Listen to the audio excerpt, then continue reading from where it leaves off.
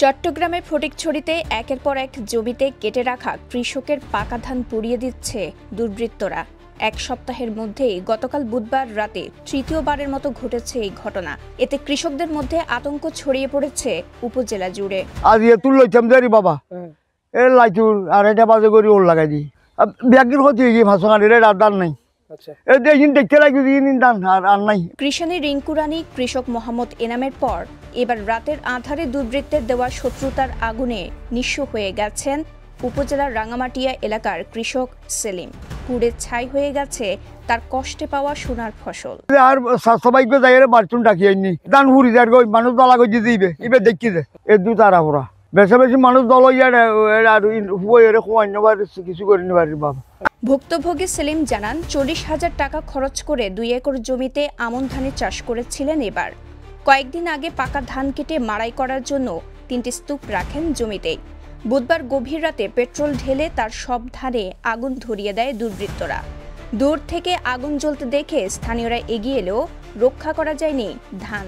40,000 টাকা আরো বেশ গেছি বাতামানি খাবাই দিই বাদ 40,000 টাকা গেছি গিয়ে বাদে খরচবদ্ধ করে করতে বাগা জমি আবার নিজস্ব জমি নবা নিজের জমি ন মাইসের করতুন দিয়ে মাই আর খের কুড়া দান টানে আর কিছু পাইতেন না বাদ কিছু নেই বাপ জমি নেলা তো মানতো না বাপ 300 আর হইব। হতদরিদ্র কৃষক সেলিম প্রতিবেশী ও স্বজনদের কাছ থেকে ঋণ নিয়েই চাষ করেছিলেন আমন ধান।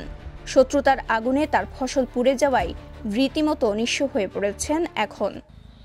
যে দুর্বৃত্তরা করেছে প্রশাসনের কাছে দাবি জানাবো। রাত্রে এখানে আজকে কয়েকদিন যাবৎ হারওয়ালছড়ি, তারপর গতকালকে নাজিরহাট, আজকে আমার এই পৌরসভার 4 নম্বর ওয়ার্ডে এই ধান, এটা একটা রাষ্ট্রীয় জাতীয় সম্পদ, আমার সম্পদ, আমার খাদ্য, এগুলার ধ্বংস করে কে কী লাভ পাচ্ছে আমি জানি না।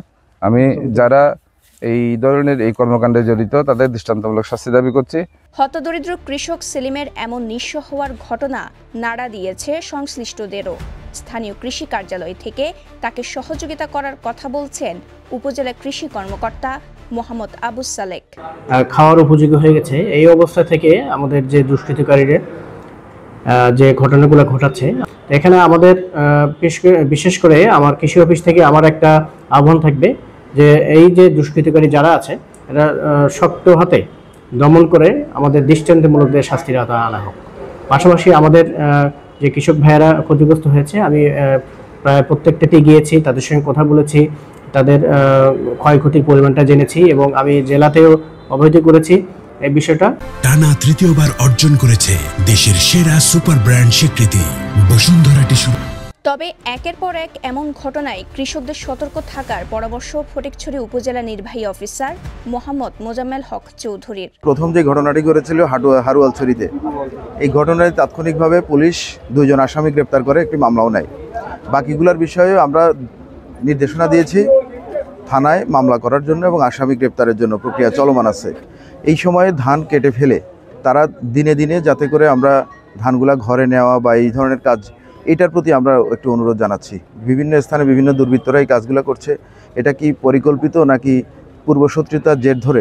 এর আগে শুক্রবার রাতে উপজেলার হারওয়ালছড়ি এলাকার কৃষানী রিঙ্কু রানী ও সোমবার রাতে দৌলতপুর এলাকার হতদরিদ্র কৃষক এনামের পাকা ধান শত্রুতার বশে পুড়িয়ে দেয় দুর্বৃত্তরা।